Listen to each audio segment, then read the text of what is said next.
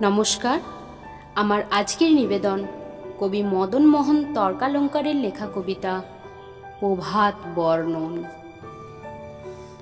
পাখি সব করে রব, রাতি পোহাইল, কাননি কুসুম কলি সকলি ফুটিল।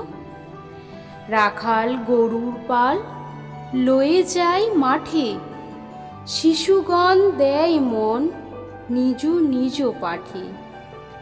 ফুটিল মালতী ফুল সৌরভ ছুটিল, পরিমল লোভে অলি আসিয়া জুটিল।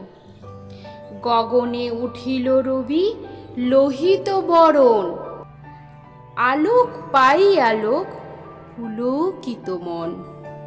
শীতল বাতাস বয় জুড়াই শরীর, পাতায় পাতায় পড়ে নিশির শিশির।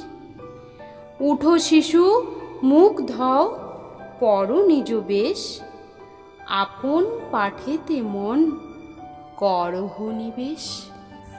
কবিতাটি ভালো লেগে থাকলে প্লিজ লাইক, শেয়ার এবং কমেন্ট করতে ভুলবেন না। আপনাদের কমেন্ট আমাকে আরও কবিতা বলতে উৎসাহিত করবে।